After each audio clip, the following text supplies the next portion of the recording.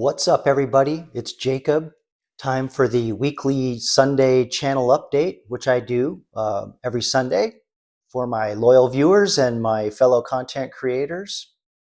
Um, yeah, so I just finished my eggs and bacon, having some coffee,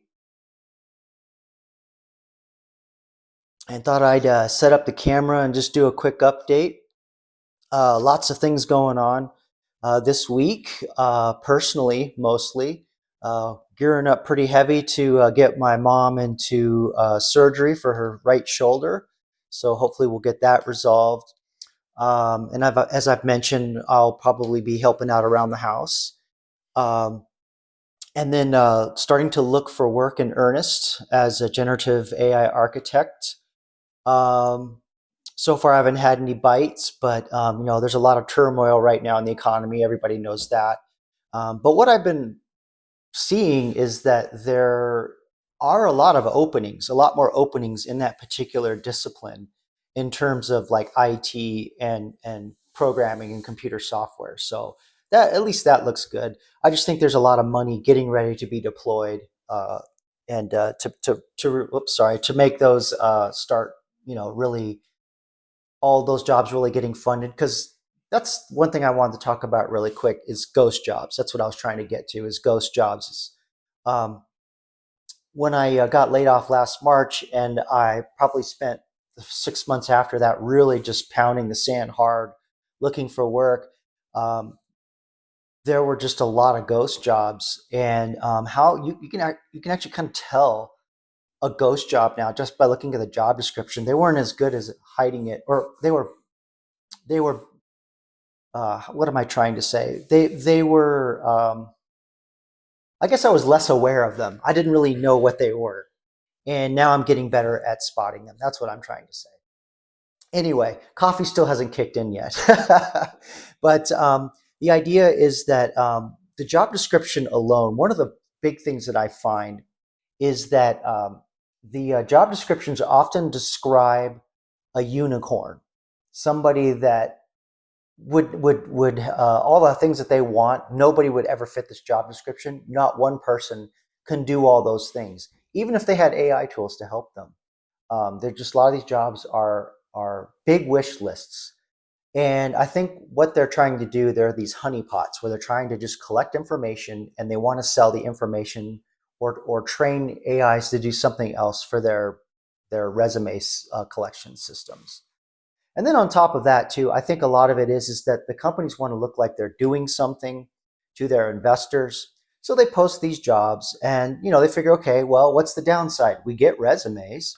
That's not bad. So we'll always have resumes on deck. We look like we're growing to the investors, and it looks like stuff's happening to our competitors. So what's the downside? The other thing too I've noticed, um, you don't find this out until you talk to somebody. So I always go on LinkedIn and I investigate the companies to see how many people are really working there. And sometimes you'll find out that these companies actually don't have a website. Or if they do have a website, it's obvious that it's just some kind of generic, Shopify kind of, you know, information site. It doesn't really look like anything's going on there. But if it is, there's still a chance that it could be a ghost job. And so the next step that I do is I'll look up the hiring manager or the recruiter or whatever. If they don't even have that on the job, that's another sign that I just won't even apply. There's nobody to talk to. Um, yeah, to me, that's just it's a zero sum game, because you're just going to be competing with other people that are using AIs to flood all the jobs en masse, which is another problem because you've got AIs talking to AIs. Because I've already done two videos 2 weeks ago. One video was using AI to interview, which a lot of companies are doing. There's three different kinds of interviewing that they're doing with AIs, and then they're using AIs to fire people. And one thing I talked about really early on the channel, it's like one of my first videos. It only has like 12 views, so I know none of you have seen it. But I talk about how they use AI to do the filtering in their ATS application tracking systems.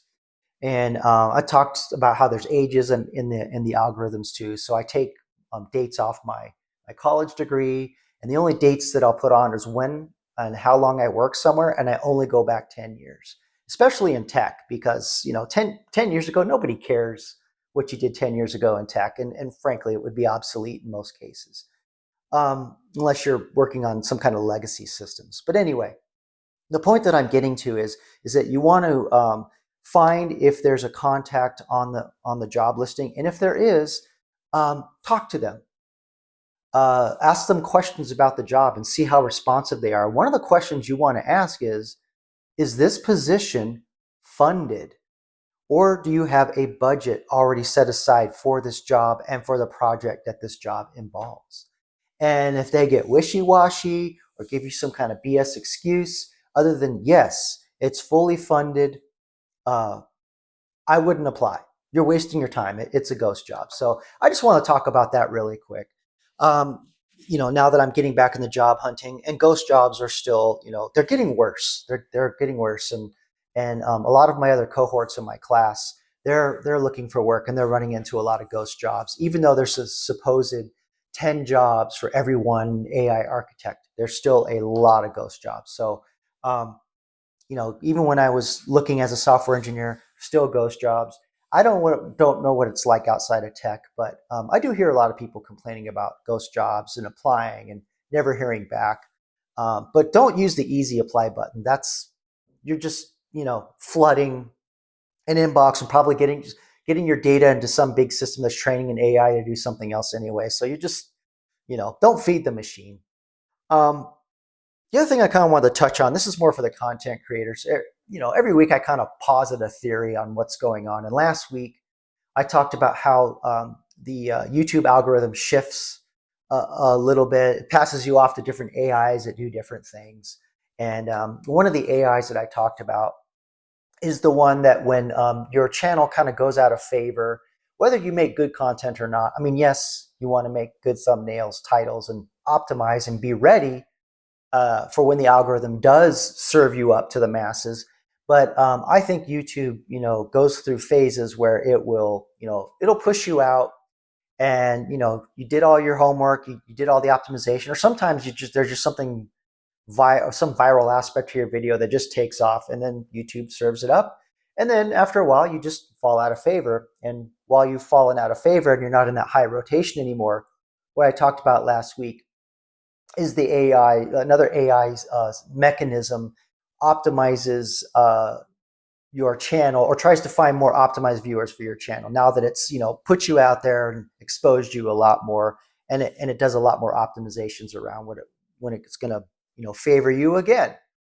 And I started to think about, there were instances where I'm noticing when I tend to go into areas that are a little more, I don't want to say negative, or maybe I'm like more critical of a particular group of people, or I'm skating the line on a topic. I've noticed that YouTube likes that rage bait stuff. And while I'm not being pushed out, to the masses right now, my views, relative to what I'm getting now, just with my subscriber base, that of, I don't want to say clickbait stuff, but it is definitely a factor. And it kind of got me thinking about, when I first started my channel, I was pretty heavily doing red pill content. And last night in the live, I was probably the most red pill I've been in a long time. And I was feeding dating profile pictures into the AI and basically asking the AI, hey, you're a red pill pickup artist. Tell me the red flags on this profile. It was a lot of fun, actually. And quite, as usual, the AI just often surprises me of what it finds and what it doesn't find sometimes. But the point that I'm getting at is I kind of come to this conclusion that YouTube has this weird love-hate relationship with red pill. Like it's very viral, it's very popular. Men absolutely eat it up. They just absolutely love it. But there's this, like I said, love-hate relationship where YouTube it'll push it out. It'll push it out, but then it uses the AIs to like do other things to kind of like temper things that it's could maybe cross the line too much. And that brings me to the other AI systems that I've mentioned before, where um, this is just me connecting more dots.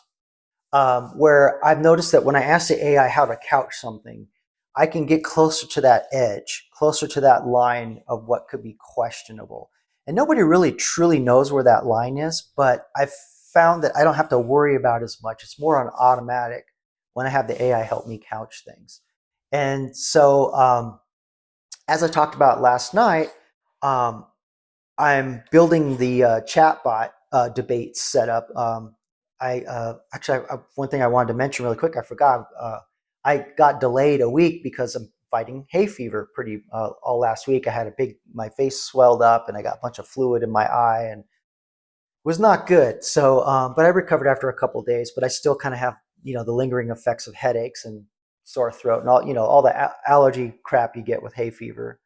Um, but yeah, so I wasn't able to do all the stuff I wanted to do with the chatbot debates, but I just decided, coming to the conclusion that I think I've demonstrated that using AI to help me talk about the topics in a way that I think is entertaining, but also kind of it's still edgy enough to where it can be viral. This is the point of where I'm getting to.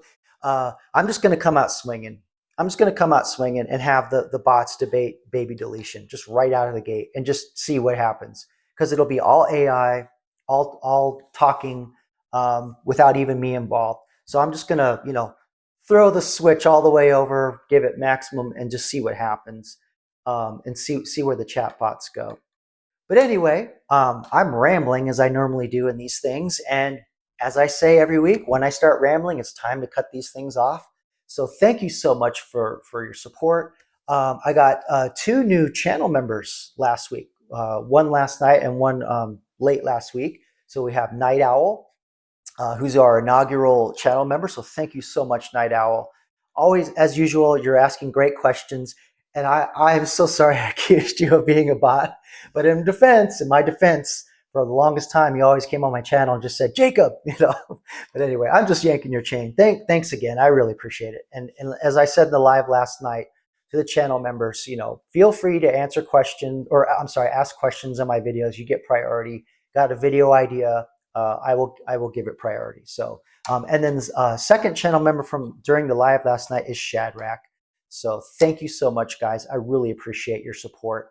It means a lot to me because sometimes with these things you put all your heart and soul in this content, and it's like feels like nobody's listening.